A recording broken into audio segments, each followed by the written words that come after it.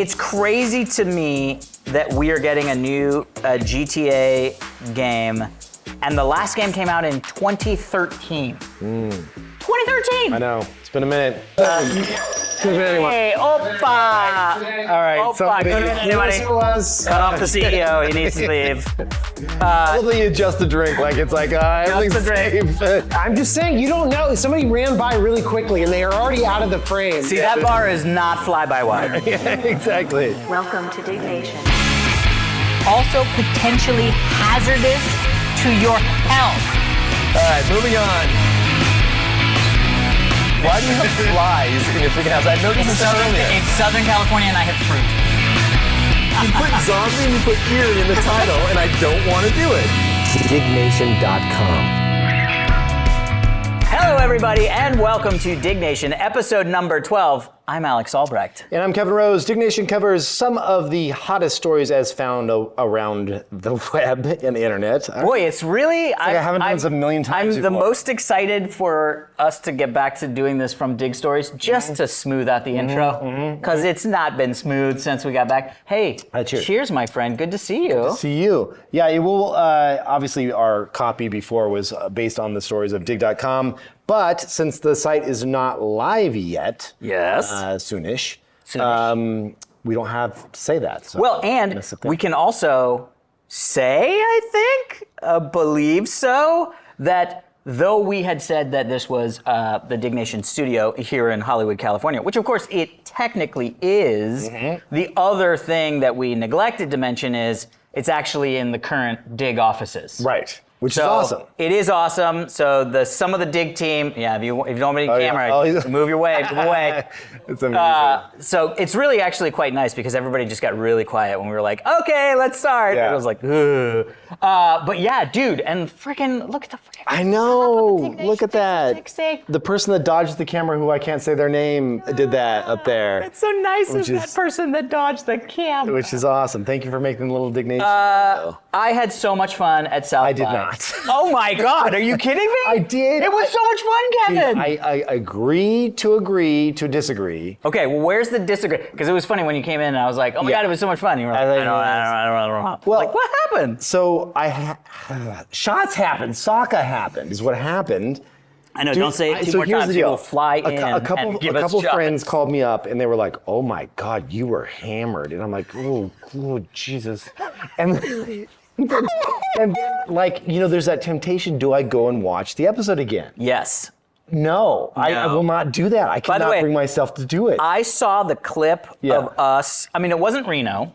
To be fair, it was my Reno. To be fair, that was my goal, was just don't make it Reno, for me personally.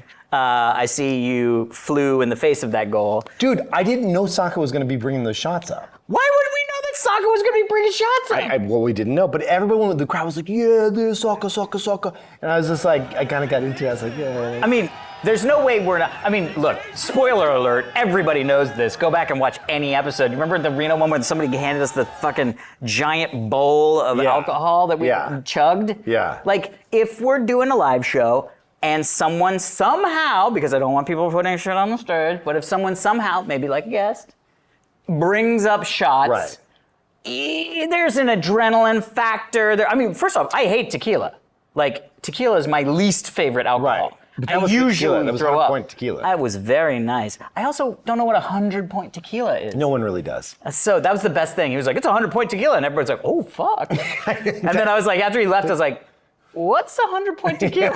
I was like, oh, Sokka just made it up. Yeah, so basically what happened is, when you're getting ready to go on stage. Oh, by the way, Kevin. What? The other thing that they don't know is tell them something. You had a slice of pizza. One slice, yeah. That is not enough base to start a live Diggnation.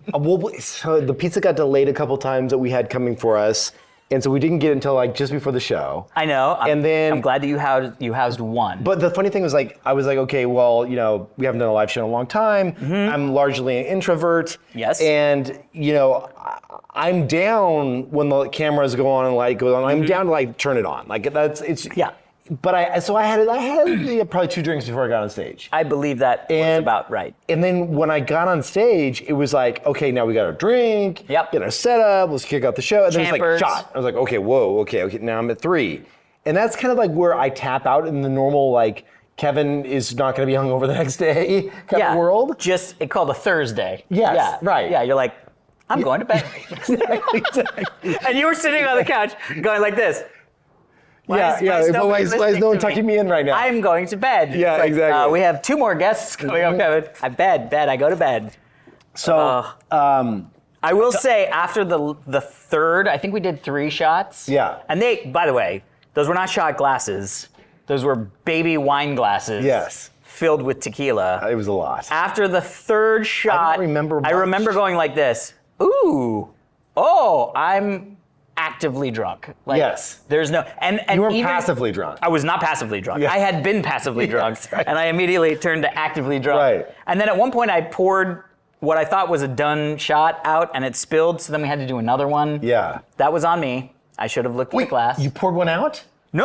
It had a splash more in it than I thought. When I was like, see, I took my shot, and I went like this. Oh, and then the audience saw something it, came right? out, and the audience was like, boo! And Yeah, I was like, I remember that. I literally thought it was done. And so Saka, Yeah, exactly. oh man, it was fucking fun. It was fun. So here's the funny story, and this is fuck you, Sokka, because you got us drunk, so I get to tell this story. So Sokka, there was this after party that like I knew was going to happen, and I did not make it. And I apologize. One thing I do want to say. Oh, yeah. I do want to apologize to the crowd because I got a chance to say hi to some people, but I really did not make it through the crowd the way I wanted to say hi to everyone. Yeah. You did. You came back. did. I'm like sitting in a chair like hammed, and you come back and you're like, dude, where were you? I was just out in the crowd. And I'm just like, what is going on? Oh. And then I felt so bad. I had this person I was supposed to talk to, and I was hammered. And Did you talk to them and you thought the interaction was weird because No, you were hammered, here's or what you happened. just didn't make it happen? I had a missed the connection. I had a family friend that came out. It was my sister's best friend that came out and brought her daughter. Oh. Who was like To meet you? but also like she was going to help me as like an intern kind of thing, like to help out. Oh. And only on the day, or like? just on like Going on my forward. community stuff that I'm doing. Yeah. And so she comes out to say hi, and like I am a ham, and I'm like, this is not a good first impression for some young person that's like getting a career off the ground. I'm like, hey, this is what we normally do. Look forward to this future. She's just like, oh, I'm going to become a botanist. Exactly. Yeah. So it was not a good look. But so Sokka story. Oh yeah. So so basically there's like this like beautiful like little discreet Japanese bar in Austin that's like invite only and all that. It's quiet. They play vinyl and stuff. And so there's like a group of people that go afterwards, and apparently like Sokka gets there and everyone's hammed, right? And they pour these drinks, they make them all shaken like perfectly and everything, and they come over and one of the drinks is just like, it's okay. And like, I don't really want it. And so Sokka's like, a little ham, he's like, hey, can I have a second drink? I don't like this drink. And they're like, sir, we can only serve you one drink at a time. And so he fucking grabs his drink. So he goes, now can I order a drink? And they're like, fuck it out of here. Oh, so he got kicked out of a bar, which is along with the entire group. But it was just one of those nights. It was one of those nights where everyone got a little. Yeah, I mean, as I was saying to you, thank God my wife was there, because Heather was like such a good wingman. I literally was like, because I come back, we're just finished to get off the stage, Mixmaster Mike is starting up, and I'm like, I gotta go make sure I say hi to everybody. And so I just go straight out into the audience and try my best to just sort of see as many people as I can and say hi to them. And so I'm just drunkenly swerving through, saying hi, taking pictures, high fives, hugs. I think I cried with this guy. It was like, I had this really like cool emotional moment with this kid. And it was just like, it was so weird. Or like a man? Not like a kid, but like a man. He was probably like mid-20s or something like that. But it was really cool. It was like this, we had this like moment. And it was like, what happened? I don't even remember, but it was just something about like inspiring. It was because the kid was like, I want to try to do this stuff. And I was like, I've done my bit. You need to go and do your bit. You know what I mean? Like, I had my fun, go have your fun. It was really great. Anyway, somebody was drunk. Somebody was passed out on this bench, and I was like, I was like, oh, that's so sweet. And everybody was like, no, Alex, step back. And I looked down, and it's just this flood of vomit. And I was like, God. Oh, okay. I go this way. People are partying. But it was super fun. And then when I got done, I kind of got through as many people as I could meet. And then I was like, I got to get back into the back. I literally walk in, and I see Heather, and I was like, we should go. And Heather was like, yes, we're all, and everybody was sort of leaving at that time. So I like went out, and literally as we walked out the door, this car pulled up, and I was like, oh, we should get an Uber. And she goes, this is our Uber. And I was like, oh. I got into the Uber. It was like Charlie and the Chocolate Factory. I got into the Uber, and the next thing I remember, I'm eating a hamburger in my bed. Like, I have no conscious memory of how I got to the hotel. Other than just a hamburger. Getting to the hotel, I just woke up and I was like, oh, a hamburger. And then you're like passed out. That was it. Yeah. Dunzo for Bonzo. I remember getting back to the hotel, and then I remember it was like, wasn't that cool to Daria? And she didn't seem to think it was that cool. And like, I just felt, it was all right. Yeah. I just fell asleep. It's like, whatever. It was like one of those nights. It felt so weird how normal it felt. Does that make sense? Mm-hmm. Like, there was nothing, it just felt like so easy. Like, even backstage, like, yeah, there were nerves, but like, as soon as we got on, although it's funny because like, not a regular episode of Diggnation, you know what I mean? Like, we were just like, because it was so excited because we had a lot of guests. You guys announcing the whole Digg.com revitalization. Justin's here, by the way. Hello, hi, good to see you. Hi. Justin's hanging out. And then also we had all these guests because we were there and our buds were there. So it was like, oh, we can have these guests. And it was really funny because one of the stories we're going to talk about is actually a sort of follow-on for a story we were going to potentially talk about. I mean, I feel so bad for like Tim when we were like, gonna announce his game. Oh, I know. And then we're like just about to wrap up with Tim. We're like, anyway, you got anything else going on? I know. This whole thing. I know. So bad. It was a shit show. But thank you for coming out. It was a great show that was a shit show. Yes. Are we gonna talk about it, Justin, any of the Digg stuff that we wanted to talk about, or no? What Digg stuff you want to talk about? Like the secret, like the private thing? The secret stuff? Yeah, I mean, why don't you... Can I talk about that for a sec? Absolutely. Yeah, so I will say... Because before, the last time we recorded... You don't even know how to do that. Dude, I just stalk you guys on Slack, that's it. You should come in my office more often. Dude, yeah, fucking... All right.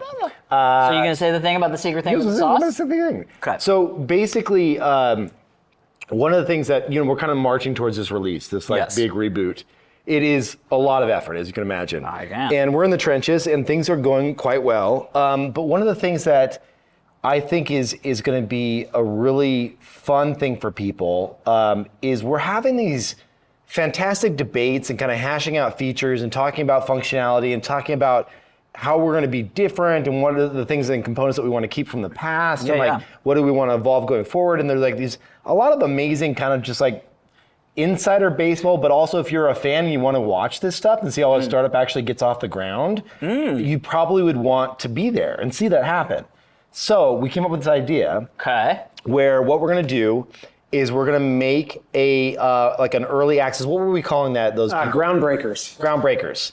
So it's like the Groundbreakers, like tied to kind of like the Digg theme. And so the idea is that if you sign up to be one of these Groundbreakers, which anyone can do on the site when it goes live, and if it's not live by the time you go to Digg.com right now, it will be soon. Just put your email in there and we'll send an email out to you and let you know when it goes live. But if you sign up, what will happen is you'll get to pick your Digg username. Early. Ooh. And then you will get one of these Groundbreaker badges like forever, like cemented into your profile. And then also, and we're gonna, if you were at the live Diggnation, we're gonna send you these, don't worry about it, you're gonna get an invite to this regardless. You don't have to go do all this stuff. We have your email addresses. Yeah. But you'll get... Do I get to be groundbreaking? Yeah, you'll be a groundbreaker. Yeah. We'll say /Alex for you. Yeah. I mean, if that's what you want, you don't have to take that either. Jesus Christ, how many cocktails? These are all these are actually mine. I actually have a 4-way straw. I'm about to put it into all of these to siphon it all out. I literally did not even notice see those lined up, and then all of a sudden, like bartender Justin has appeared. To be fair, this is kind of Kevin's ammo refills, right? For sure. Jesus, that is better not be. It is not Diggnation round, live Diggnation round 2. But so anyway, to finish up this thought, the other thing we're going to do is we're going to have this little tiny secret private community where we're going to show you all of the features as we're kind of developing them. So you get to see like early screenshots, debate and talk about the functionality with us, what you'd like to see, all of that stuff. And we'll do kind of like, weekly, at least once, probably twice a week updates of what's going on. So you get to see it as it's built. And it'll be just a few weeks of this before everything goes out and goes live. But you'll get to see all this. So the question is like, we were thinking about how do we do this in a way that is a slightly walled garden, so it's not just like everyone like causing a ruckus. Everyone would want it, so you got to figure out how can we limit figured it out. So I think what we're going to do is we're going to figure out the price point, and the cool thing about it is 100% of the proceeds is going to go to, I think we're going to do the Internet Archive Foundation. That is the latest thing. Yeah, which is a nonprofit, which helps back up the internet and save all the web pages. So this is not about us trying to make money. Not that we can't be a for-profit business, because that makes sense too. But I mean, you are a for-profit business. But the point being is that it's not a way to say, hey, we want to just do a cash grab to grab an early username. Yeah. Like, so that's all going to go to the Internet Archive as a donation, and then that will get you access. It's not a recurring monthly thing. It's going to be like maybe like $3 or $4 or something, whatever it is. One-time fee. And so there's no like, oh, I got to cancel this later or any of that bullshit. That's just not who we are. And we'll do that. And then you'll get in and get to sell the inside baseball and chat with us and talk to us about this stuff. So. I mean, I will say, just even being like the stealthy Slack guy and seeing some of the like under the design stuff where it's like, oh, let's try this, let's try that, let's try this. And I'm like, ooh, that looks sexy. Like, this is going to be so cool. I mean, you just saw some of the default avatar stuff today, which is going to be dope. Well, and I think part of it really is a positioning of like trying to make Digg something that really is community built. Like it's like there's this idea of like, we have obviously very strong opinions about what the future of social should look like, but at the same time, it's like, if that was just us going into a cave and just hacking our own way and then be like, and this is what the future of all social should be, like that feels disingenuous. And so I think that this is kind of an opportunity to show a different way to build in public with people who can, like, these are the people we're listening to. This is what we're trying to do when we're building actual real community. And so I think it's a cool opportunity for us to get that input and get that feedback, but it's also a really cool opportunity, I think, for other people to understand, like, the hot dog is messy. It's not perfect, and it sometimes looks really ugly, and you'll see ugly designs in there, and that sounds fun. I want the hot dog is messy Digg.com shirt. Just like a big slappy. We've got a lot of merch potential over this company. Dude, speaking of merch, holy crap, we have not had as good a quality of merch in the history of our show. Did you design that, or there was so much good merch? No, it was a collaborative effort. I did some of it. Emily, one of our contractors who works with us, is awesome. She did all like the posters and the branding and the bobbleheads. Like, she really did the lion's share of the work, and it was tremendous. I still have my bobblehead. It's hysterical. I never got one of myself. You didn't get one of yourself? No, I didn't. I'm sure it's in the box over here, probably. Yeah, there might be some stuff over there. That says Kevin. It doesn't. No, it doesn't. We sold a lot of bobbleheads, which is great. Did we actually sell bobbleheads? Yeah, we did. I sold one more than you did. Fuck off. I'm dead serious. No, I don't believe that. It was my sister or somebody that was like, I just want one of Kevin. Yeah, my wife just stole one, so there you go. It would have evened out. Yeah, I think so. I think she just yoinked one that we had. This talks less than Alex does. Okay. All right. Let's get into. Well, before we get to. Yes. I was just going to say, people go to Digg.com, put in your email address if you don't see the way to sign up there. That's it. Oh, yeah. Do we set up the. Diggnation at Digg.com. Gravy. Okay, cool. Because when we first started doing the show, Reboot, we were just trying to do, I don't even remember what the email was. We had an email for like 5 seconds. It was great. We got to connect with some cool people. But now that the cat is out of the Digg bag, you have released the cat, we can say that we have set up Diggnation at Digg.com. So if you want to communicate with the show, if you want to just say hi, if you have any stories you want us to maybe talk about on the show, like we're open for everything. Advice. Everything? Everything. We've had some weird questions come in. But that's the best. Yeah, those are the best. Those are the best. Yeah, if you got a weird question, send it our way. Oh, it's my favorite. It's my favorite. Okay. Are you drinking one of those, or they literally? I'm waiting for you to finish that one to like quickly do kind of one of those NASCAR tire changes and just kind of like go under. I'll do the. It would have significantly less cupping. I don't know why I did that. Like, you did a lot of cupping. I didn't like that. That's a weird NASCAR position. It's like, what do you do in the pit? Oh, I hold the guy's penis out of the way so they can fill your car. Oh, okay. So somebody's got to do This it. is why I don't watch NASCAR, I guess. How's everything going, Jim? Good, thanks. That's so great. Listen. Oh, God, I love it. All right. Okay, hey, speaking of which, right smoothly transitioning into the first sponsor of the episode. Yes, and we would like to thank DeleteMe for sponsoring Diggnation. Do you ever wonder how much of your personal data is floating around the internet? Why, yes. It is certainly, no, it's quite true. It is more than you think. Your name, your contact info, even your home address. My home address? I guarantee you I can find it. Oh, don't even look. I know you could. I could find it. I can find it. Data brokers are scooping it all up and they're selling it. They're like the evilest of the evilest types of people out there. So anyone can buy your details. You don't like them. They lead to phishing scams, spam calls, and even worse.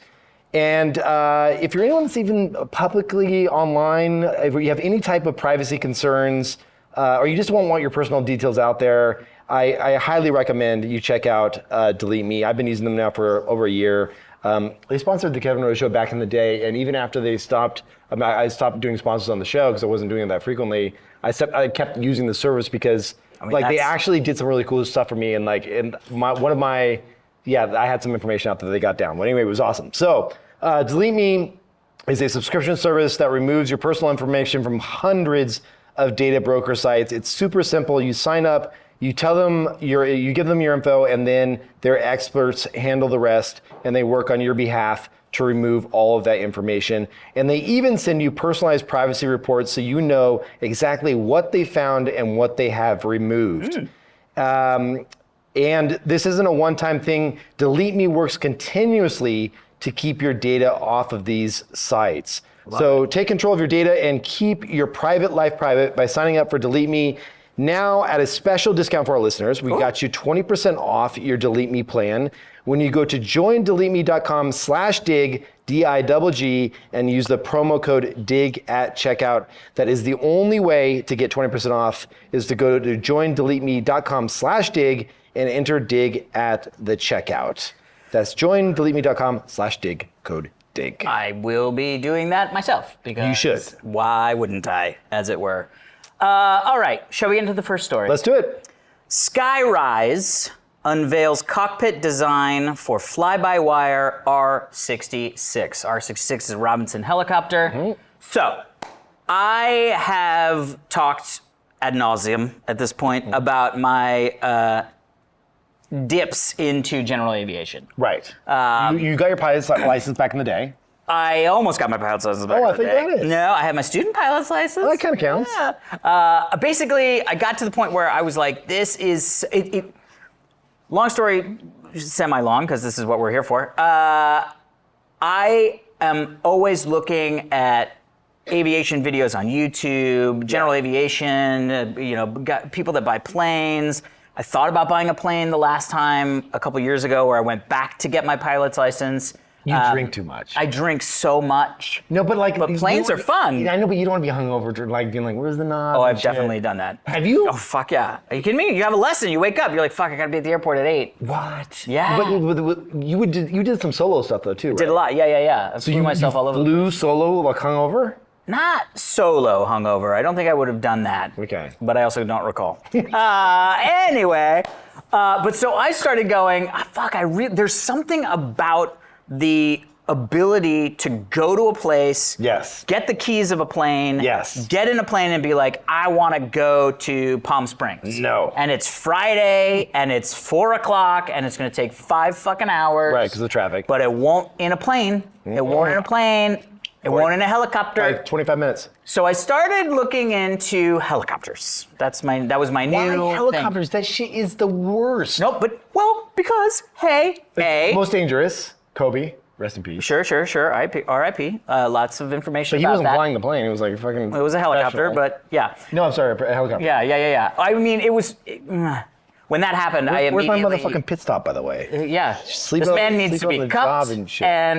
and Look at the little topper he's doing. Oh. Fucking the Digg.com treatment. Yeah. The .com stands for put it on top.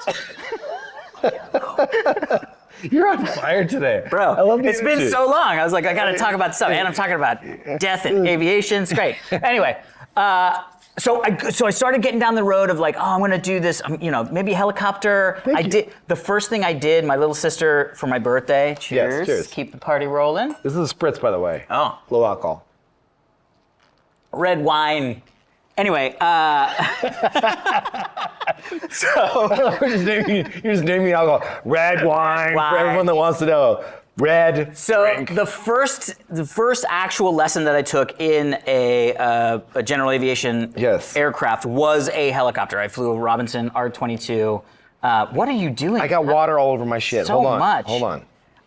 And I really loved it. It's a lot. It's a lot. Like you gotta do pedals and shit. I mean, you do in a plane too, but more than that, you're constantly fighting it. But then I was like, well, one of the things I didn't really love about the plane was once you're pointed towards Santa Barbara, you just kind of have nothing to do. I mean, you're monitoring comms, but it's like, unless they ask you something, you're looking for planes, but like, that's not that interesting. Anyway, so I was like, ooh, maybe I get a helicopter. Because also you can fly places and like land. Like you just be like, oh, that looks like a cool field. Let's land and have food. Ooh, that is fun, yeah. Yeah, like literally like, I'll just fucking land there. Yeah. Okay, so the YouTube algorithm knows me very well, and it presented me with a video on this startup called Skyryse. Nothing like a startup helicopter to get you excited. Bro, my mind, I went so deep down this thing. Okay. Because here's the deal. It's a Robinson R66. Rolls-Royce motor. Yeah, with this great helicopter. I looked at it, yeah, it's good. The whole thing is, they have changed the entire way that you fly a helicopter. Yeah. So helicopters have collectives, elevators, pedals, right? Like this makes you go, I mean, it's very rudimentary. This makes you go up and down. This makes you go roundy.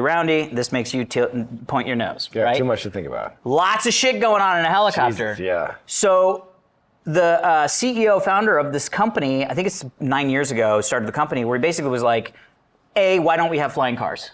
Right. And he was like, we don't have flying cars because people are not flying in general aviation. Like flying cars would sit in general aviation. There's been a big decrease in the number of people in the United States and all over the world getting their private pilot's license, private helicopter license. Because people are like saying exactly what Kevin's saying. Shit's fucking scary. But so the two big thing knocks. People are afraid of it because it's not safe. Right. I mean, it is safe, but except for that Delta plane that flipped over a few weeks ago. I mean, all that stuff. We can talk about that offline. I've got a lot of information about it.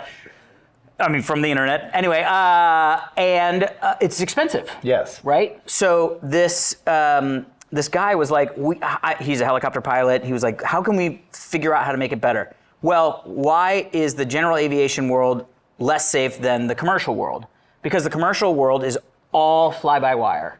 The commercial world is computer assisted. That don't know fly-by-wire. So essentially the way that you got to think about it is like... Where's the wire? Yeah, so the wire is computers, but realistically, when you pull a lever in an airplane, when you like go push the gas, there's a physical connection to a throttle on the engine. So it's a wire that you push, and it literally physically changes that, right? So whatever you physically do, the plane is going to do because it's dumb. It's just a mechanism. So fly-by-wire came in. Basically, what they said was, well, rather than it being a physical connection to a valve or a knob on the engine, if you will. a sprocket, we're going to put a computer between the input that is given and the input that is received on the engine. Right.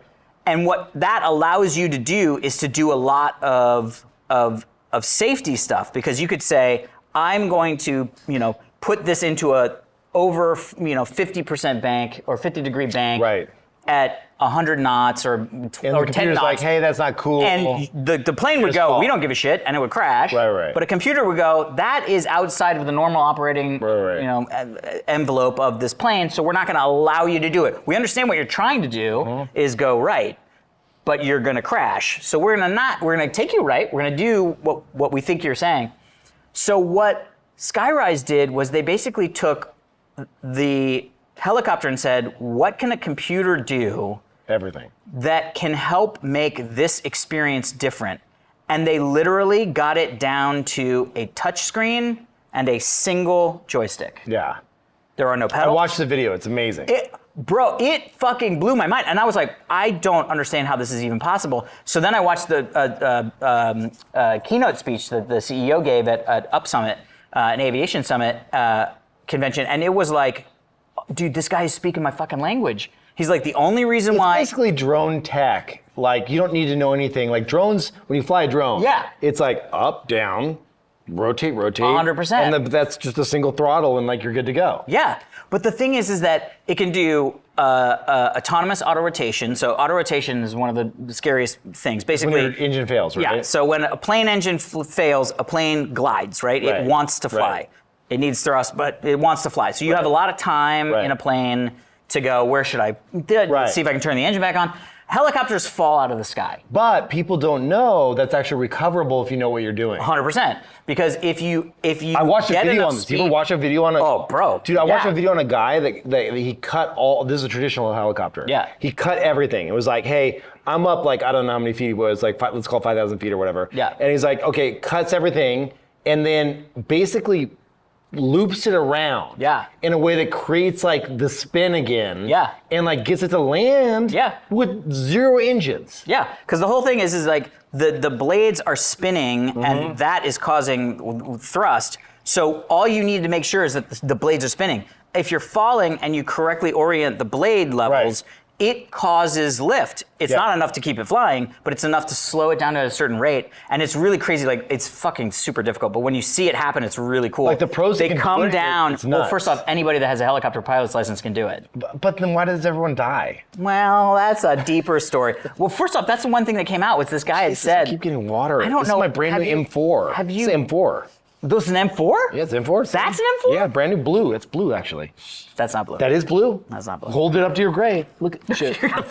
So, first off, nobody has been more excited about being blue. That is blue. I mean, I'll give you blue-gray. I'll give you blue-gray. Okay, keep going. So, okay. I just got super excited. 70%. I don't want drink. He's like hammered now. Look at him. He's handing out drinks. So you should be In concerned NASCAR, because a lot I have this many and I'm not hammered, which that's concerning.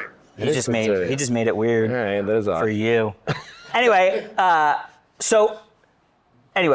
all of this is to say, I love that this company is looking at the general aviation decline and trying to solve it in a way, because for me, I have so many fucking questions. One, I want to fly one of these things. Yes. Two, Same.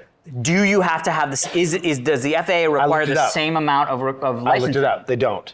So you don't have to go to a traditional You still have to license. get a helicopter license, but you can be trained just for this specific model, and it is So you way can do less your hours. test in that? Yes. Oh my God, people. Yes. It's still a very expensive plane. 1.5 million. Yeah, I think it's 1.8. Okay. I mean, We're I'll take rounding up. 1.5. Yeah. It's a good deal. Diggnation. Use Dude, code if you, Diggnation. Check out. Hashtag Diggnation. 25% off your next helicopter We sell purchase. 10, we get one free. We sell 10. Wouldn't it be We amazing? sell what? Bro, I mean, I don't have enough money to do that, but I'd be close to purchasing. I just love this idea because, like, I met this other guy that was doing a startup. I don't think so. Well, I mean, they do that a lot. I mean, at a certain point, that would probably if you got happen. certified and get your license on this, I bet you could rent one of these and just take it out. For sure. Oh my God, for sure. I would love to learn on So that. you know like, the Cirrus Jet, right? yeah. Cirrus Jet is like this. No. You still have to get all. I was like, man, they have a throttle, they have but pedals. You still have to get certified in terms of like what do they call it? Instrument rated certification.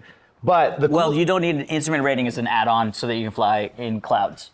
Right. But you need your private pilot's license to fly a Cirrus. But on the Cirrus Jet, the cool thing about it is two things. One, if someone has a heart attack and dies, there's a button. Straight and level. It auto lands. Yep. It auto lands now at airports. Oh. Yeah, they added that. Oh yeah. So it'll auto land at the airport without anyone touching it. And then two, actually, I have my buddy Chris, Chris Hutchins. His buddy had one. And freaking, it wasn't a jet, but he was the normal Cirrus. He used the parachute. Yeah. And it saved his life. We talked about the parachute on a Cirrus jet, like Diggnation. That's our OnlyFans. Yeah. Whoa. It's like, that's a partnership with my feet. That's how we fund the site. Like Diggnation, like episode 74, like 112. Which, if it's either of those two, I'm fucking psychic. It's not. But we talked about the Cirrus. I was gonna say, did you really? No. Rain Man that shit out of nowhere. Episode 72. Minute 4:12. But I love this idea because I really do feel like the complexity of the planes that are in general aviation are the problem because more people would. Oh, thanks for the float. Oh, Jesus. That's the Digg float. I'm just saying it's probably a little sweeter. I'm on vacation. It is my kids. They're on. I don't think you get to be on vacation if your kids are on vacation. Well, it's kind of Oh, is it like spring break? That actually spring is how it break. works. Spring break. Is it spring break? Yeah, Spring break. Spring break. Anyway, long story short, if you're in the market for a helicopter and you're looking to make it easier, Skyryse. I have a feeling. I mean, I love that you said it like that because you said it like an ad at the end. You should check out Skyryse. And like it was like exactly. It was like you're waiting for that email to come in at Diggnation at Digg.com where it's like, hey, we're from Skyryse. We'd like to take Alex on a fucking tour. Wait, really? Yeah, exactly. I would Can we love film to it? go. Oh, dude, Yeah. I would totally film it. Are you kidding? Yeah, Anyway. you want to do it. I know. You should do it. You should do it. I would love. I mean, I I'm not can't doing just make it happen. Remember when you went on that fucking jet? I wouldn't go with you. Blue Angels. The Blue Angels invited us out to go on their freaking F-16s. Yeah. And they were like, do you want to like do like Mach 3 and you might pass out or some shit? And I'm like, no. And I was like, yes, please. And you did it. Fucking loved it. It was Was it awesome. great? Oh, it was so much fun. Fuck. Were you a little mean- scared? No. Remember when Danica drove us around? That Yeah, was Patrick and the fucking bomb. That was scary. We were up. I don't know why we were there. It was a sponsor thing, right? I think like I can't remember who sponsored. Oh, it was GoDaddy. GoDaddy. She was driving for GoDaddy. Yeah. And she took us around in a fucking Honda Civic hybrid, like I know. middle of the road car. And she was in was in fucking flip-flops. flip flops, and she's like this big. She's and she was like, tiny. "Hey, it's nice to meet you." And we were like, "Oh my god, this is so cool." And she was like, "Yeah, hop in." And holy shit, my ass sphincter just went. Whoop. Let's stop. And she was like, "This one's blind," and it would literally like you couldn't even see the road. It would just go And up. she would automatically know exactly. Oh, but she scared was the just shit out of me. fucking with us, and we were Oh, it was so screaming. great. It was I so great. almost. Yeah, thank you, Mal. You were screaming too a little bit. I was excited. Well, also she was. She was very nice. In terms of like, she was very friendly to us and That's what you took meant. care of us. I agree. Well. I totally agree. Back in the day, this was a long time ago. Before it was before back I in was the married. day. It was before I was married. Clarification. Clarification. Peace. Sorry, don't watch this. Peace. Okay. Okay. Next story. Okay. This is a really interesting thing that I did today, which is fucking. Let's just say to Okay. prep, Kevin told me to open up my ChatGPT program. Which you had to log into. Well, program. It's a fucking browser. It's my ChatGPT program. I'll stand by it. Tron. My CCP program, whatever. I think that was RoboCop. Anyway, all this is to say, I signed in and I had to paste in Some a text. prompt. And I And then I wouldn't- had to I let it wouldn't generate, show and the I have results. not seen the results. So Kevin, Okay. what was the prompt? Where did you get this idea? Matt, How are who we told us talking? about this? Was this Alexis that told us about this? Well, I saw Alexis do it earlier today. Earlier today? Yeah. What the fuck? That's so weird. I didn't even talk to him about it. All right. Maybe he did tell me about it. I don't remember. But I will say that like somehow in my memory, probably around Diggnation when I was hammered, so it was probably Alexis, said, hey, go to ChatGPT because at this point in time, it has like, let's just call it, depending on when you adopted it, either a year and a half, or 2 years of history of who you are. And they know all of your searches and what you've done. Yeah. So they don't know, they never asked you for your home address. They never asked you for like. Is it going to tell me my home address? No, but here's the crit. Jesus. Delete me. Delete me. But what? Sponsor tie it. But what are the things so I came up with this prompt of my own where I said, this is the prompt. And we go. we'll put it in the show notes. So head over to diggnation.show. /notes? Notes. Anyway. Not slash notes. So this is the prompt. Okay. Who do you think I am? ? Guess all the things about me. Age, race, gender, location, hobbies, favorite foods, likes/dislikes. Whoa. And I put this in on my own. What type of women I'd be into, just because I'm married, but I just want to see what it would think on the front. You wanted to come out and be like, I'm a boob man myself. Watch it. We're going to see what this is for you. Oh my God. Favorite types of music, vehicles, etc. Give me a long list of 100 plus guesses. Okay. Maximum 2 sentences per point. Okay. Okay, this is the first time you look at your results. This is I want it. you to skim this and do this in real time and see what it came out to. All right, let's go full Sherlock one. mode. Number one, We got 100. 47 years old. I'm 48. Okay. So that's But look what it fucking said about creepy. you. You've mentioned it before. Okay. By the way, that was probably a year ago when I was like, I'm 47. And it matches your energy. Experienced but still driven. All right, ChatGPT, I'm gonna buy you a beer. Number 2. You're a man. Confident, direct. I love that we're having a conversation with Amazon's AI. It's not Amazon. No, I thought I heard. She jumped in. Yeah. Did Siri jump in or something? You're a man, confident, direct, and into building things like a film company. Or your body. Classic masculine energy. Wow. Thank you, ChatGPT. Okay. You're based in Los Angeles. So we gotta get out of the movie. Oh, God. You're based in Los Angeles. You're white. You've referenced it. You're white. Total guess. Based on your name preferences and cultural references. Amazing. Wow. You're into filmmaking. Okay, that's good because I've been launching a film company. You lift weights regularly. Number 7's amazing. You lift weights regularly. What is number 7? You can't. Hey, Oppa! All right, Oppa, somebody. could have been anybody. Who was? Cut off the CEO. He needs to leave. I love that you adjust the drink. Like it's like everything's the drink. safe. Just like, You don't know. Somebody ran by really quickly. Yeah. And you're already out of the frame. see, that bar is not fly-by-wire. Yeah, exactly. These glasses shouldn't be so tall. It shouldn't be so tall. Josh, All right. that's false. You're into tech, but not obsessed with it. You're a night owl. Is that true? Yeah, I am. You like steak, number 18. I mean, maybe medium rare paired with whiskey or a good red. Holy fuck. Well, look at number 19. You're a whiskey guy. I am a whiskey guy. You dislike pretension. You want authenticity in people, not showmanship. Is that true? I think that's true. I'm just saying all of these seem real idealistic for a guy around your age with your certain demographic. All these things are like the best ideal. It's a greatest hits album. It is. It is. Well, But hold on. I'm a Star Trek fan. I mean, that's. There is some things in here that. Wait, are you a Star Trek fan or no? I am, yeah. Okay. Hold on. This one's interesting though. You love a strong female lead in films. I mean, I'm not against it. Oh God, that's an indictment. But I mean, like, I mean, I do. I mean, but I also like a strong male lead in films. Like, I like Alien. I like Aliens. I like Die Hard. I like Prey. Dan's movie Prey was fucking amazing. Okay, Amber Midthunder fucking killed it. keep Okay. going. You're into deep conversations. Dabble into writing. Okay, you enjoy history. Yeah, you like film vinyl noir. records. You don't like vinyl records. I don't like vinyl records. Yeah. I don't care for vinyl. I don't care It's about okay if vinyl you don't records. like them, yeah. It's not that I don't like them. If somebody has a vinyl record, I'm like, that sounds fun. But like, I'm not gonna go out of my way to be like, is that vinyl? I'm just saying most of this list is just dudisms. It's like I do like- if you're a man of repute, Okay. here are the things. Okay, well, let's get into the lady stuff. So scroll. Lady stuff. I was going to tell you about. I'm a man. You like a solid handshake.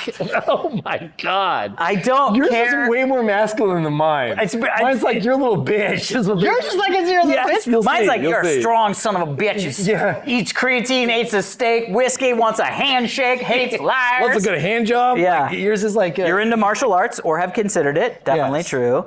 You like The Mandalorian more than most Star Wars. Wars. Ooh, you lost me there, buddy. okay. I do love The Mandalorian, but I mean, This is an Star interesting Wars one. is You my had thing. You had a mentor you deeply respect, maybe a professor. Can we go back to the Star Wars? Oh, we got a hardcore Star Wars fan. Oh, bring it. Instead of The Mandalorian, what is your favorite? Like, it could be any movie, any show. So I think that it's really hard because the original New Hope 4 was such, like, I mean, like, it just was imprinted on my soul at like 5 or 6, you know what I mean? So it's really hard to be like anything other than New Hope. I think oh man, I love so much about so many things in it. Empire may be my favorite of the movies. That's the correct answer. Yeah. I mean, there's stuff in Jedi that I fucking love. There's, you know what I mean? Like, I don't really care for the prequels. I understand what they're doing, and there's some really rad shit in there. I'm not a big fan of the JJ stuff. It's good. I like some of the visuals. Like, if I could just watch it without a story, I'd be like, fucking hell, this is amazing. Yeah. You know, Jedi's doing Jedi's things. Like, one of the things in the prequels that I fucking was like, why the fuck? Was I was always like, you have a fucking lightsaber. Why are you trying to open doors? Any door is openable. Just go brank. I mean, it's like a fucking, it's like a plasma torch. And in the prequels, one of the first things they do is they start melting that blast door, and I was like, thank you. Yeah. Thank you. Did you like? That's how you use a lightsaber. Rogue One? Did you like Rogue One? I loved Rogue One. I liked Rogue One a lot. When I first saw it, I mean, we were going to the freaking Andor premiere. I know. I'm so very excited. Very excited. And Andor was like great.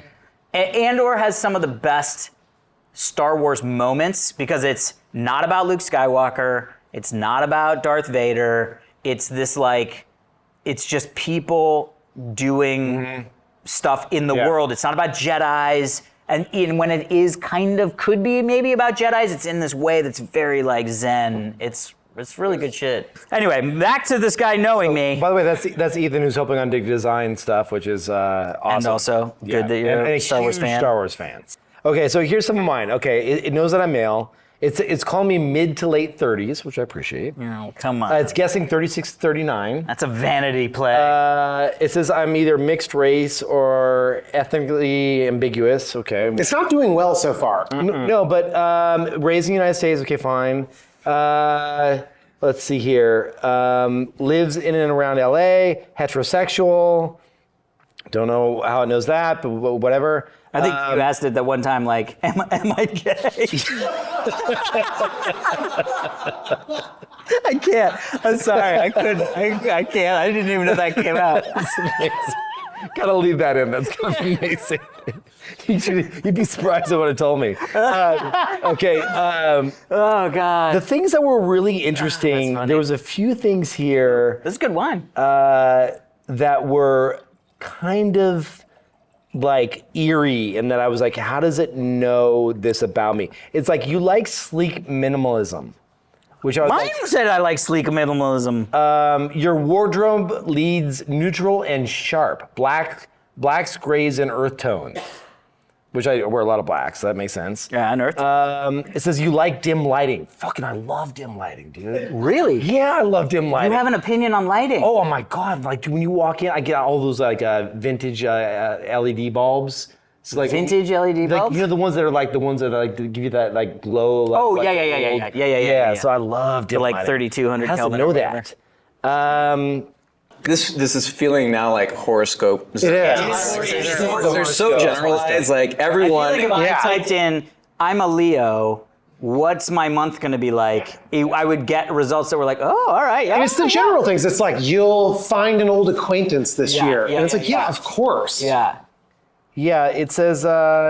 I think this is all. I mean, it's all. Relationships and women. Yeah, I mean, it likely prefers someone spiritual, emotionally intelligent, introspective. All right. So anyway, it's fun. It's fun. I would recommend everyone go put this prompt in and figure out what it says about you. I mean, look, I think Mao hit it on the head, which is I also interact so differently with ChatGPT. Like, I do not interact with it on a daily, weekly, if not even monthly basis. I have an interesting thing. So I process a lot of my journal entries through GPT, and I thought, oh man, it's going to know everything about me. Mm-hmm. I do it through a custom GPT. So just so you know, it looks like custom GPTs do not get included into this history search. Okay, that's good to know. I don't do a lot of things in custom GPT, so it's like got all of my combined GPTs. Claude will not do this, and nor will Gemini. Oh, interesting. Because they keep them siloed individual conversations, and they don't weave them all together. Oh, so it's a privacy thing. So they're not trying to learn how to better interact with Kevin. Right. By understanding the interactions that have come previous. I asked it, and it was like, we do not break those barriers. Each individual chat is its own individual kind of like silo of information. Huh. So that was fascinating. That's interesting. All right. Speaking of fascinating and interesting, you know what, Kevin? What's that? People need to stay hydrated more. I agree. I've been told this by my trainer because I was Charlie horsing all the time. I mean, ChatGPT got me pegged. I am in the gym all the time. Well, 3 days a week, but enough. But I seriously, I was having Charlie horses at the gym, like literally while working out. And I was like, fuck. And he was like, you're having another Charlie horse? I was like, yeah. And he was like, well, are you taking electrolytes? And I was like, what? No, why would I do that? And he was like, that's what you need. Right. Well, the best version of electrolytes that I found was LMNT, LMNT. And thankfully, they're actually sponsoring the show, which is great. Heather and I buy copious amounts of the LMNT. Orange is our favorite flavor. I'm sure there are others that are fantastic, but orange is our favorite flavor. It's a 0 sugar electrolyte drink mix. Not only does it have 1,000 milligrams of electrolytes, but it also has 200 milligrams of potassium. You know, what they say when you have a Charlie horse, eat a banana because it's got potassium. Yeah. So boom, you don't have to eat a banana. You can drink something that maybe tastes like banana. Do they have a banana flavor? They don't. Okay. I just got the grapefruit. I just ordered off Amazon. Oh, how is it? Oh, grapefruit. I haven't tried it yet. That'd be good. Look, LMNT, they've partnered with a bunch of high-end fitness stuff. They partnered with Team USA Olympic Lifting. Lots of Olympic athletes and Navy SEAL teams use LMNT. If you go to drinklmnt.com/dig, you'll get a free LMNT sample pack with any purchase at drinklmnt.com/dig. And also try, they have a new LMNT sparkling. It's like a sparkling water with electrolytes in it. A bold 16-ounce can of sparkling electrolyte water. And also, they understand that electrolytes, maybe that's not your thing.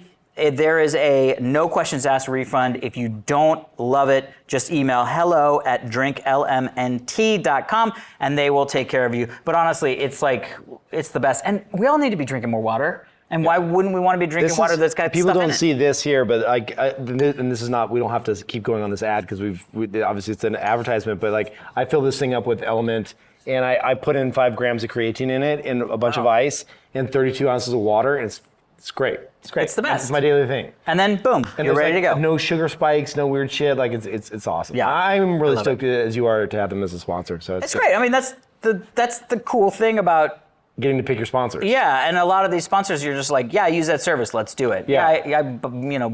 Drink that water, let's do it. You know what I mean? So it's great. Anyway, so thank you, LMNT. Get your free sample pack and try it out for yourself. All right, next story. Yes. Multiple publishers are ready to delay their games to avoid GTA 6's onslaught, it is claimed. First off, it's crazy to me that we are getting a new GTA game, and the last game came out in 2013. 2013! I know. It's been a minute. I was playing Vice City when I was in college. You know what I mean?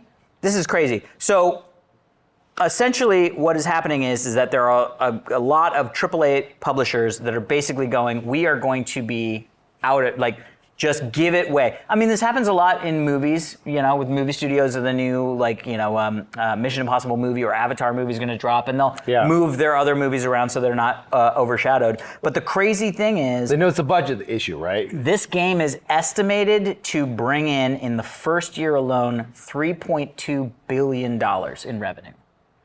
$3.2 billion in revenue for one game. I mean, they were saying it's going to do early reviews, though? 1.6 billion. Nobody, it's not. So it's not even not in beta. Nope. They haven't even given an update, I think, in the better part of 6 months. Of course. Really? Yeah, they showed a few screenshots and some engine running, but The trailer since came then it's been out. quiet. Yeah, the trailer came out 6 months ago, maybe, or even longer, and everybody was just like, "Give it to me in my Hulk," because that's the. GTA has always been that sort of joke. It got to that thing. It's almost like Half-Life 2, right? Or Half-Life 3, which is never going to come. But it's where's that thing? It's they're not going to. They're never going to ship it. It's never going to be done. It's never going to be ready. But it's going to make some big waves when it drops. Yeah. I mean, what was the last GTA you played? I mean, a few ago. It was probably when I got the PlayStation 4, whenever GTA was available then. It was Guessing it was GTA 4 because It was probably. Yeah, because I think 2013. Because I remember when it was either. I think it was GTA 4 that dropped while we were hosting the screensavers. Yeah. Remember? It would have been the one that was set in New York, and then there was one after that was Los Angeles. That was the last one. Yeah, that was Yeah, fun. yeah. And then now this one is Miami. Miami, okay. Oh my God, dude. Vice City, I remember playing that. That was really the first one that I ever played, and it really changed my mind as to what it meant to be playing a video game, you know what I mean? It really felt like you were just living in this world. Yeah. It's going to be crazy. Did you actually play it as a game, or did you just do the run around and just kill everyone kind of situation? No, I always played it as a game. Because I was one of the ones I didn't want to finish this. I just want to go and just steal people's shit and rob things and that get arrested. So that's one of the things that I think is really interesting because I'm playing Baldur's Gate 3. I played it when it came out. It's a fucking brilliant game. I mean, it was Game of the Year all over the place in 2024. But I was playing it in when it first got released and played probably like 120 hours, got to Act 2 and it just kind of petered out. Something else popped up. Maybe it was like a WoW expansion or something like that. But I went back to it with my buddy and I've put like 220 hours into that game. Holy shit. And it is so amazing. Like, I don't understand how a game... So, like, we played all the way up till a little bit into Act 2, and we started over, because we were like, well, let's just start over. It was almost a completely different gaming experience. Why is that? So many different things happened, and we were like, what the fuck? We never did this. It's the closest game to Dungeons and Dragons, the tabletop game that's ever been created. Interesting. So every branching path and narrative is completely unique. Oh, and it has surprised us so many times. And that, I think, is where you get to, how do you even make a game like that? Like, it's just so enormous. And then you look at something like what GTA 6 is going to be. It is going to be a monster of a game. Yeah. I mean, they've been working on it for so long. And it's just going to be one of those games that's just like, how do you go about experiencing this? But so one of the biggest issues that I've had with a lot of like MMO games or big like open world games is I always feel like I want to do the thing. I want someone to give me a task, I go finish the task. Like that's how I like to experience my video games. It's really hard when I play, because I played a lot of Star Wars Galaxies, which I remember. Which was just, you can do whatever you'd like, go do whatever you'd like. And it thankfully, I got into a guild and there were things to do. But it's weird to me because like even with like WoW, like playing through the story of an expansion, I'm like, this is so much fun. I'm having such a great time leveling, doing all this stuff. But then the moment I get max level, I finish the main story, it's like, cool, now you can do delves, dungeons, and raids. I just go, I'm out. Yeah. Like I'm just bored. But yet there are things like GTA where people live in that world and they're just like, I just sign on so I can say hi to my friends and we can go and do cool shit and all this stuff. It's like, it's just such a weird... I mean, it's the way my kids play Roblox. They just like leave it on in the background so they can like see when their friends pop in and like say hi. Really? Yo, 100%. They just like leave it on their iPads, like just like sitting there and they'll be like, oh, I want to see when my friend jumps on and what they're playing. And then I end up playing that too and I'm like painting nails and shit. I have 2 girls, but like I'm fucking great at those. I always pay for the upgrades. Like the kids don't know, like you can like, there's like this game where like you all paint nails, right? And I'm painting nails and I'm not the best nail painter, but I'm doing okay. I'm like ranking in the top 10 or whatever. You're doing all right. But they have these paid upgrades. And so like you can buy to like destroy all the other nails and shit. You know what I'm talking about? Like I don't, but I understand the context. You can like wipe out all the other little kids by just paying like a couple bucks. I just love that Kevin's sitting there with a cigar and he's like, those are nice nails. No, but I do. Go cry to your mama. You're crushing my kids because every once in a while someone will pay for the upgrade to kill one of my girls. Can you pay for a block? Yeah, you can respawn and kill and stuff like that. Oh my God, I love it. I'm like, okay, you killed my girl. I'm gonna go and like pay the $2 and like crush your soul. By the way, and like crush their nails. And by the way, Roblox, like my buddy works. Is that evil? No. Okay, thank you. I mean, it's not. Not evil. It's not evil. You're fine. Totally normal to murder children virtually. Children. Just their nails. Just their nails. Just their nails. Yeah, you're literally ripping the nails out of children. Nothing evil about that, right? There's nothing evil about that. I'm protecting my girl's nails. But Roblox is crazy because there are people that make millions of dollars a year because they're like a little guy, like a kid in his basement that makes a game, puts it out, and it gets popular. Do you have a Roblox account? I do, because my friend was like, I met this kid, and he makes like $15 million. I was like, fuck, it's so much fun. I got the snake game that I love. Oh, dude, hit me up. But they're so basic. They're like really basic games, but they're just fun. My Mac is going to go to bed soon if I don't plug it in. Thank you, buddy. So Baldur's Gate 3. Yeah. Is it better than, what's the other one that's really, really, really hard? Oh yeah, Elder Ring. Elder Ring. Is it easier to play than Elder Ring? Because I tried to get the Elder Ring. No. I'm like, there's like 30 things to do. Try it. I actually think I'm gonna have, once we're done playing, I'm gonna sit down and play and have Heather start playing it because you don't need the video game dexterity because it's isometric, it's click to move, it's turn-based combat. So it's turn-based combat. So and you're controlling all 4 of the people in your party, so you can choose what to do and how to set people up and all that stuff. Oh, I love that. And I'm playing with a buddy, so I control 2 characters, he controls 2 characters. So it's very strategic, and it's not like Elden Ring, great game. But it's made to be hard. Fun. All It is- of the it From is Software punishing. games are like, they're supposed to be incredibly difficult you are games. supposed to be punished for playing Yeah, I that thought game. I would love that, but I don't like that when they're that hard. I get that. Yeah. Yeah, I mean, I don't think that's a bad. Anyway. I don't think that's a bad thing. But anyway, I think it's look, we'll see. It's supposed to come out in the fall of 2025. We'll see if it comes out in the fall of 2025. I know. I got to get a new computer. This thing is. You're good. Seen better days, Louis. All right. Better days. Well, we shall do a ceremony and play that together when it comes out. Oh my god, that'd be so fun. So do fun. like that video. Remember that little like weird meme clip that we did on Screensavers with Doom 3? Oh, that was a long time ago. Yeah, dude. History. Okay. History. Next story of the day. This one is actually quite fascinating. DeepSeek version 3 now runs at 20 tokens per second on a Mac Studio. Okay. So DeepSeek is the Alibaba. Isn't it Alibaba? I don't know if it's Alibaba, but they're on No? their own company. But they are like the Chinese model. OpenAI. Yeah, the Chinese Yeah, OpenAI. yeah, yeah. Well, not OpenAI, more like the Chinese Facebook Open Llama kind of model. So it's basically they just kind of secretly announced, it's not secretly, but they just put it up on Hugging Face like no big deal. Yeah. But what they're doing is they're actually really crushing everybody else. Yeah, that's because what I heard. they have really figured out a couple really key things here. One of them being that they're like compressing down what it takes to actually be able to compute and run these models.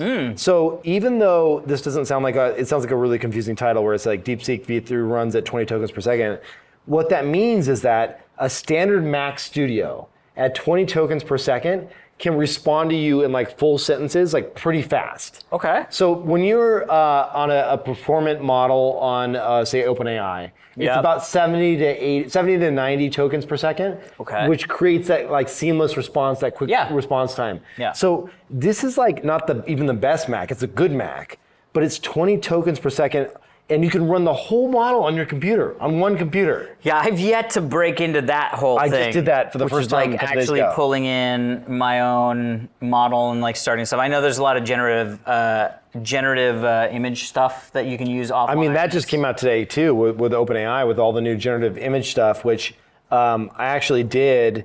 It's funny you mentioned that. Let me show you this. I asked it to, because they said they're not putting any limiters on the celebrity stuff. So you can type in like... Yeah, what does that even mean? It means that you can type in like anyone and say, just like make an image of any celebrity and it will do it. And the celebrities actually have to opt out of this. So it's like... Oh, wow. So I did a... Let's see here. Here we go. Oh, get this. Listen to this. Okay, so this is a true story. I mean, it's literally here on my screen. It said it's ChatGPT. How do I know if it's true? Look, it's right here on my screen. ChatGPT 4.0. Okay. And they just announced this thing where you can create an image of anything that you want, right? So Yeah. I said, create an image of Kevin Rose live on stage at a Diggnation show, shirtless and ripped. Fair request. Fair request. They do not. I don't think it would be the only request of that. They do not block anything. It's supposed to be allowed to go through, right? Yeah. So what happens first is it starts generating the image almost in like a line by line. Yeah. So you get to see this like image kind of slowly coming down, right? Yeah. And I'm like, oh, this is cool. Like I can't wait to see what it does, right? And then it stops and it halts itself because it catches itself, and then it throws up an error. This is the error. Listen to this shit. that's This is so cool. fucking like kills me. It kills me. I couldn't generate that image because it violates our content policy regarding realistic depictions of real people, especially in altered or potentially misleading contexts, Okay. like showing someone shirtless and muscular who isn't publicly known that way.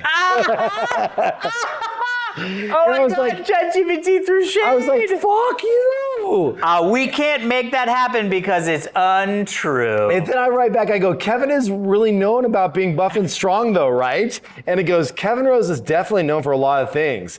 being the founder of Digg, hosting Diggnation, investing in early stage startups, but being, quote, really buff and strong isn't what he's especially known for publicly. I was like, oh, God damn it. Oh my God. And so it blocked me. So it does block from doing images of celebrities, or what is it just that? won't do them in a context out that of context way. Yeah. Got it.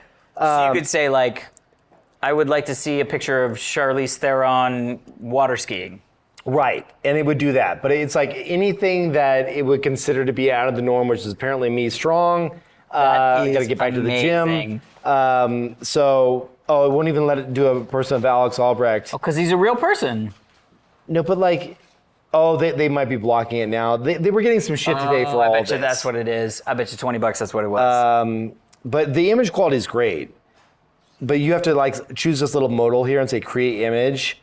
And then it'll, Kevin Rose meditating with a poodle. And yeah, I think you've done that before. Yeah, of course, it knows that now. Of course, it knows. There it goes. Look at that. Now it's starting. For some reason, it's allowing me to do. Yeah, but is it going to make it? Remember, you said that it did that. But anyway, it's kind of I don't know how we got way off track on the topic. Because I had mentioned was the running the local models. Oh yeah, because I had mentioned that a lot of times you can do the like offline. Yeah. Because there's what's the one that's like, because look, at the end of the day, let's all be fair. Generative AI. We should all be fair. Generative AI is porn, right? Like everybody wants porn. The internet wants porn. That's what they want.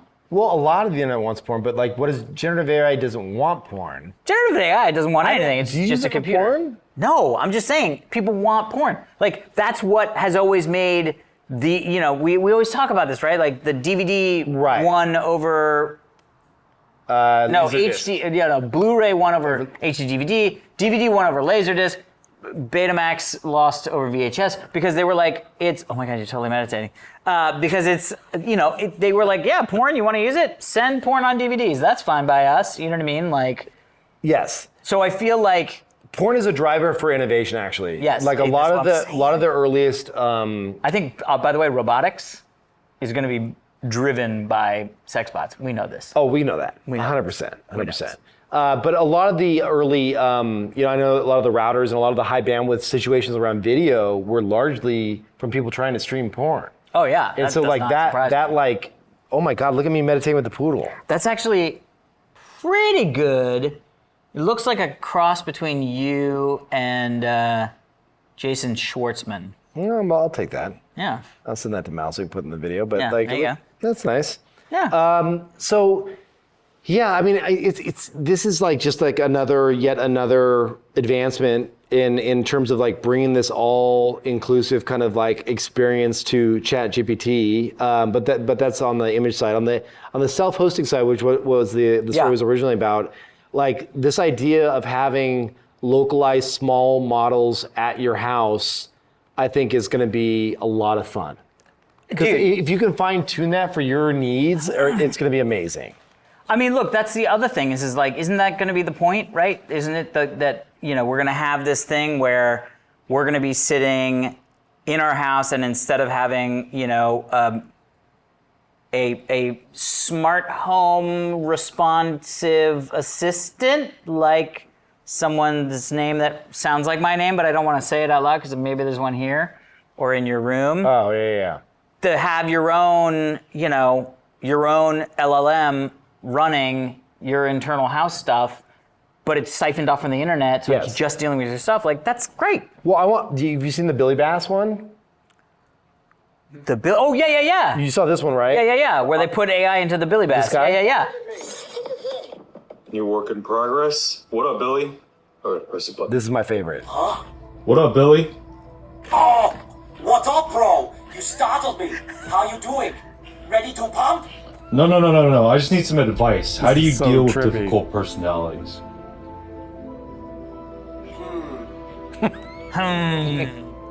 Listen to me now. Stay calm and assertive. Set clear boundaries. And remember, you can't change them, but you can control your reaction. Be strong, like a Terminator of negativity. Hasta la vista, difficult personalities. I appreciate the advice, Billy. Thank you. Appreciate your advice, Dude, But see, that's the fucking thing. Like, you'll be able to just think of like your Amazon device that's in your room that actually has the ability to have a conversation rather than like, because I can't tell you how many times I'm like, the name of that, Echo, what's the temperature outside? Because I'm like in the shower getting ready to be like, I gotta go to, whatever, I wanna know what I'm gonna put on. What's the temperature outside? Oh, the temperature in Los Angeles is blah, blah, blah, blah, blah. Right. I can add little toys and conversations if you want. Every morning I can ask you to blah, blah, blah. I'm like, why are you still talking? Right. I will never want you to do that. I will never want random thoughts from my Echo. Yeah. But being able to be like, hey, Billy Bass, how's the weather life? Yeah. How's the weather in LA? He'd be like, oh, this is great, man. It's good. Maybe a sweater. You'd probably do a sweater. Yeah. You know what I mean? It's not gonna be that cold, but tonight, maybe take a jacket to dinner. It feels like very clinical different. right now. Oh, like, very. The responses. And this is like an example of it being very personal, funny, unknown. Obviously, it's a little Arnold Schwarzenegger thrown in there with a dancing bass. It's the perfect combo, in my opinion. Love Billy Bass. Yeah, Billy Bass. Love Billy Bass. All right. So this is an interesting, quick little story. Yeah. We actually were gonna talk about this at South by. I had pulled a story about 23andMe. They were not filing for bankruptcy, but it was an article about like, hey, there might be something wrong going over there. Do you want that? I didn't look up the drink. You looked up at a drink. Well, I was wondering if Justin was there and there was a drink There is no drink. Are you combing your beard? That's me. Oh, I love it.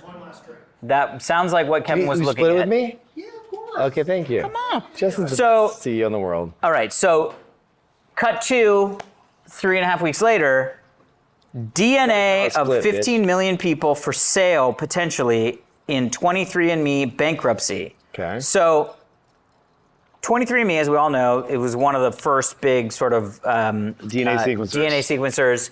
It was a private DNA sequencer. For a while there, DNA sequencing was very time intensive, very expensive. So they got it down to, I think it was like 100. By the way, I think you gave me the kit for my 23andMe as a gift. We invested in them at Google Ventures, and we put a bunch of money into them back in the day because it was Sergey's wife. Sergey's wife started it. Yeah. So here's the deal. The whole point is there was writing on the wall that they were in trouble because they basically, the thing is the business model just sort of went away, right? Like their business model was, and the thing that blew me away the most in this article was it's only 15 million people. I feel like everybody I know has done 23andMe. But really, a lot of tech-forward people. That's the reason. I mean, yeah, I guess. But also, so a lot of competitors, Ancestry.com got into it. I mean, they were doing all sorts of stuff. And back on the live Diggnation show we were going to talk about was like, they're getting into like selling GLP-1s. They're just trying to get, because what's the business model? I give you my DNA, you sequence it, you tell me the results, and that's the end of my exchange with you. Yes. And it's like, how do you get me to pay you more money when I have the DNA results that I want? You don't really have the DNA results that you want. So this is interesting because for me, that's what I thought it was. You know what I mean? Like that I was getting all the DNA results that I needed.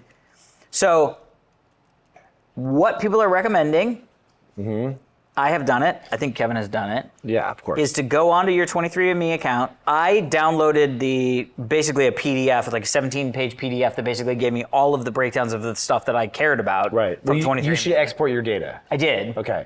But then there's like this like summary that is basically every time I was like, how much % of sub-Saharan African am I? I gotta look. Yeah. 3.4.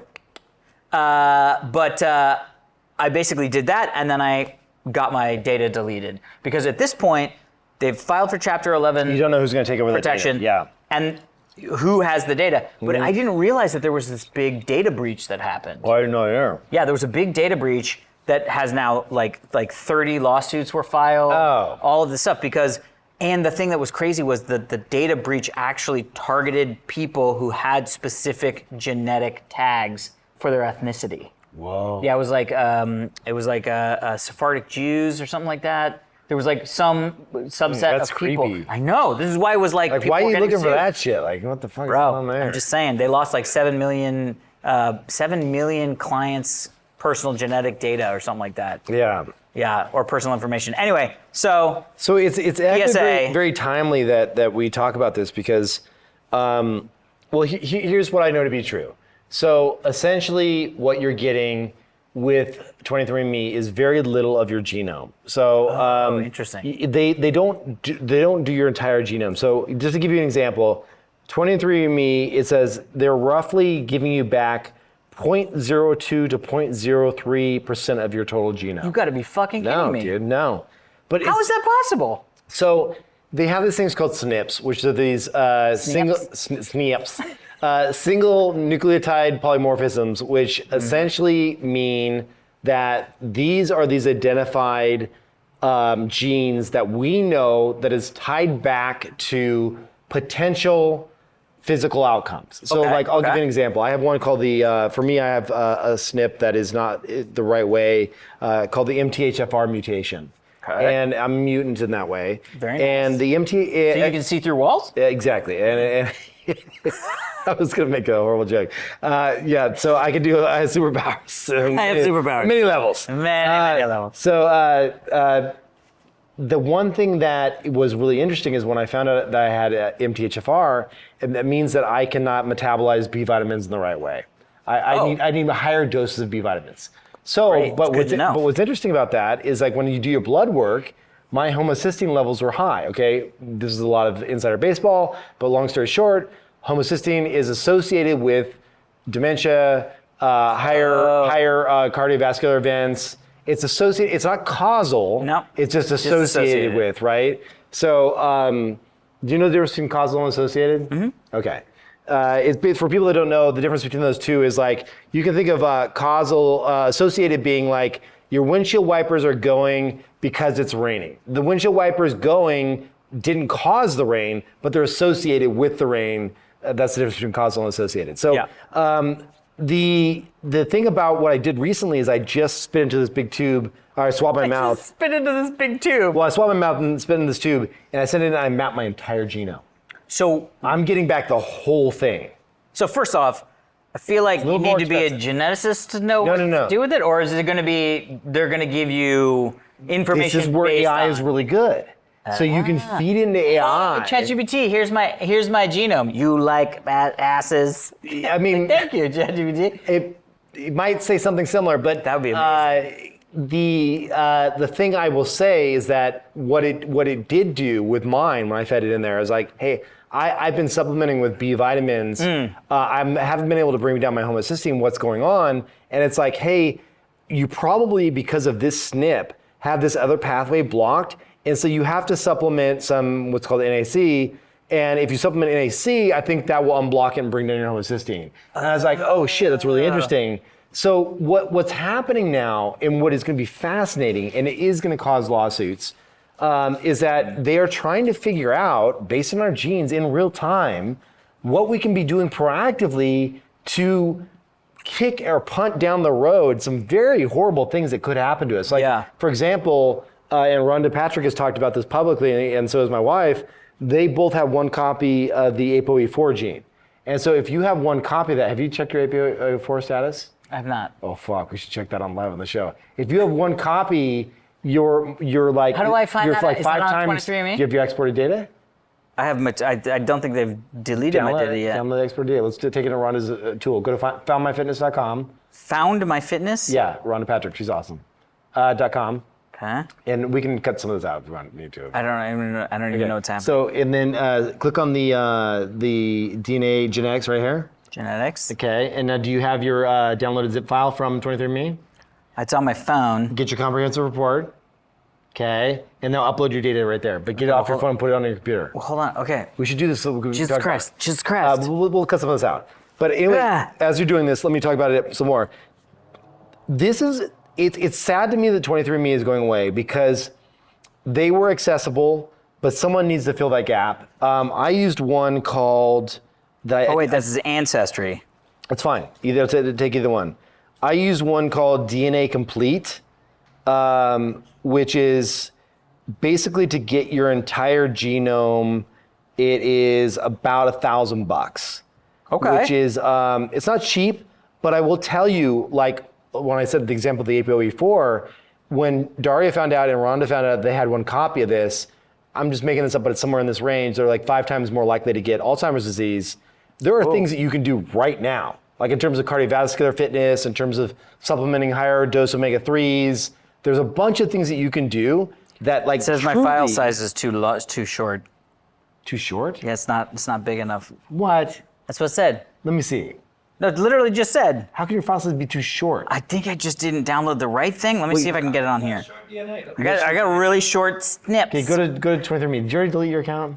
I asked them to, but I think it takes like 24 hours. Okay, so anyway, my point being is that like this is going to be very, very crucial and essential to us getting in front of some of these like 4 horsemen that can kill us. Like for example, there are SNPs that show that you're like way more likely to get breast cancer.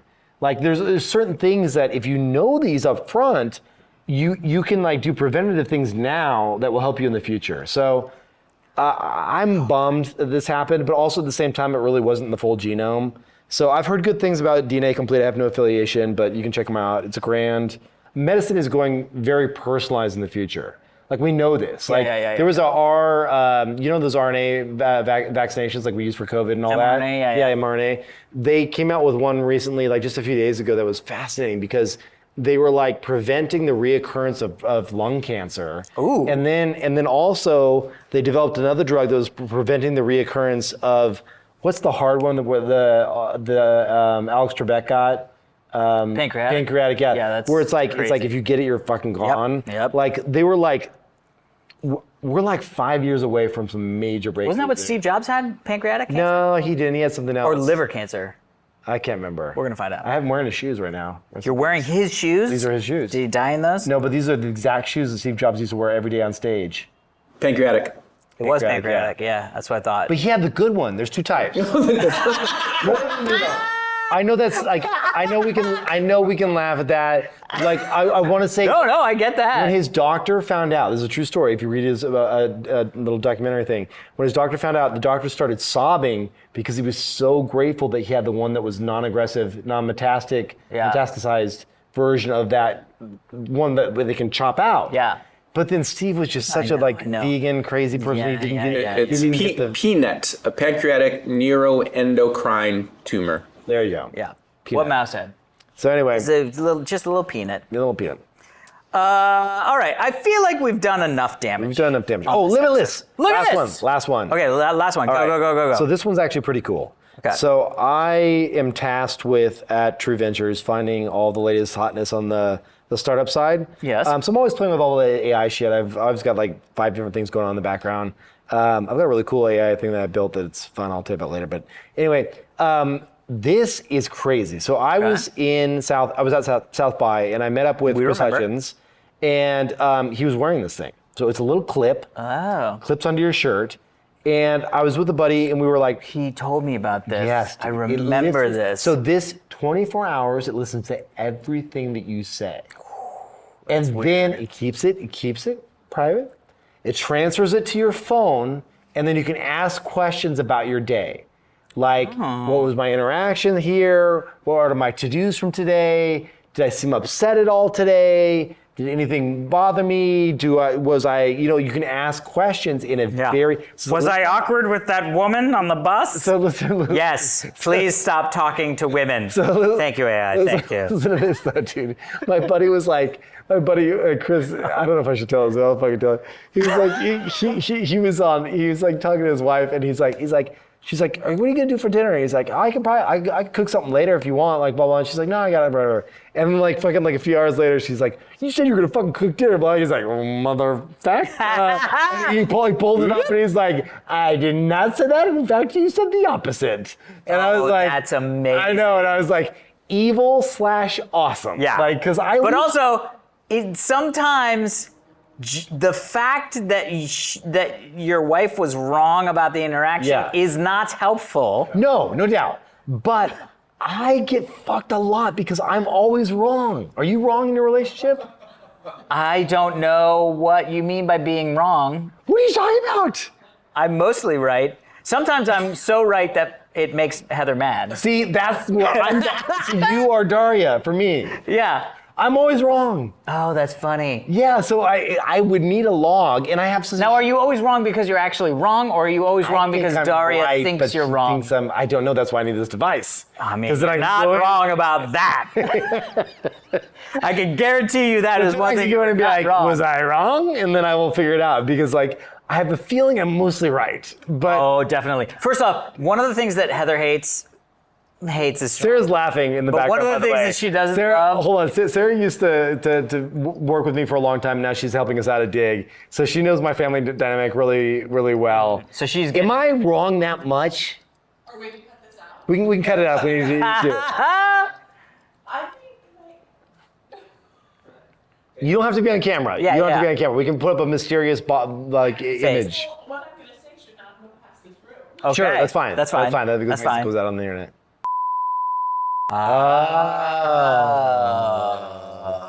Yes.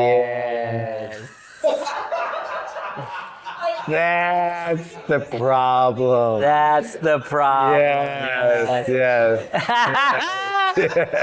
But what they just did should be a me. Amazing. Ah, yes. That sums up my relationship in a few words. Yeah. What Heather? One of the things that Heather. I'm gonna jump out the window. One of the things that Heather annoys her is I just guess about a lot of stuff. Same. But I guess with confidence. Same. And I'm mostly right. Yes. And she hates it. Because she's Yes. like, you're just making that up. And I'm like, no, I don't. I think that's right. And then we'll look it up and she'll be like, God damn it, it is right. And I'll be like, see? Yeah. And it's like, she knows I did not know that information. Oh, I don't do that. Oh, I love that. That's my favorite. That's kind of cool that you can do that, though. Yeah, I'm just like, oh yeah, that's probably blah, blah, blah, blah, blah. And she's like, but you just fucking made that up. And I was like, I mean, I did. And then she'll look it up and she's like, fuck, it was right. Yeah. I'm like, yeah, science. So you need one of these pendants. I do need one of these. So it's called Limitless AI for those that are wondering. I never mentioned the name of the company. We're not investors. Andreessen backed them. It's a cool company. I will say I have privacy concerns. I was just about to say. Because for example, I was out with me, Danny, and Chris. We were talking about stuff, and we're talking about like a lot of off the record stuff that we're seeing in the AI world that isn't public yet. And when you're having those intimate conversations, you're like, okay, who's capturing this? Where is it going? Yeah. And I will say that the Limitless folks have gone to great lengths to disclose, I mean, you have to. like their privacy policy, to. and like how they keep it on device and don't take it off prem or anything, or on prem or to their facility. And they do I think they do local processing of it. I'll have to check, but anyway, it is interesting because I see. I don't know about you, but every Zoom or Google Meet that I'm in these days is a company with an AI bot that is now listening, right? Oh, of course. And it's note taking.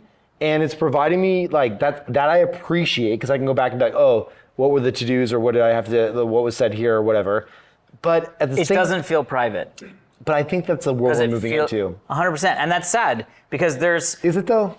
Well, but isn't it? For right? certain things. There are times when I want to have, let's say you and I and Mao are going to hop on a call to talk about next episode. You know, we're shooting in Kentucky, whatever. Yeah. No. You and I hop on first. Mm-hmm. The script is running. Yeah, not the script, the AI. Yeah, the AI is listening and taking notes. Yeah. And you and I would have prior to that had a conversation that could be as intimate as it needed to be. So, but you would have this moment where you were like, we're gonna talk about whatever the fuck we're gonna talk about, and there is it's as if we're sitting in the room. Right. And there's no cameras or video. Because we all have those chats with our friends. Of course. You have over text. By the way, you have to have those chats with your friends. I know. If you don't have those chats with your friends, you're not getting that stuff out of your being. You have to have that. You have to off-gas those weird things. That you want to just go get out. I got to get this out of my system. I say some stupid shit on group text with my friends. 100%. Because it's funny, and then I also know if it ever got out there, people would be like, "Oh, I can't believe you said that." But then at the same time, it's like, I kind of feel like if you know me, you know that I'm just joking about 99.9% of stuff, and I think it's the intimacy that comes with friendship with those around you. A lot of it is can you be in your own skin and comfortable around 100%. people? And one of my top attributes that I love about my close friends is humor. Oh yeah. And I think there's nothing better than being able to laugh at all the different situations. 100%. And so that to me is a shame that I have to worry about that, you know? It's almost like I'll just say AI did it. Yeah, because if it leaks out there, I'm like, I don't fucking do it. Yeah, that was me. Yeah, that's an AI image generation that's nice, from. that's nice. Because you can just free. On AI. Yeah, exactly. That's not me. That's a bot. Yeah, it's a bot called Kevin Rose. That's a real bot. Hey, yes, that's my phone number. But, Oh, that's my picture. Yeah, that's me saying it in a video. That's my digital signature and my password. Yes, but my thumb and account holding passwords. Yes, guys, that was a fucking marathon. Yes, but. It's also how we roll here. That's it for this week's edition of Diggnation. I'm Alex Albrecht. And I'm Kevin Rose. Until next time, email us your crazy, wild questions, diggnation@digg.com, and then also go to digg.com to sign up for that early access. Groundbreakers. 100% of those proceeds going to the Internet Archive to make sure that everything that we do online has historic preservation and is available for generations to come, which we think is very important. So. Digg.com is up and live right now, but Groundbreakers will tweet out when the Groundbreakers sign up is live. But so Digg.com so worst case scenario, if you go to Digg.com and you're like, oh, there's a button, where's the Groundbreakers thing? Just put your email address in that form, and then we will send you a notification when it goes live. All right, thank you so much.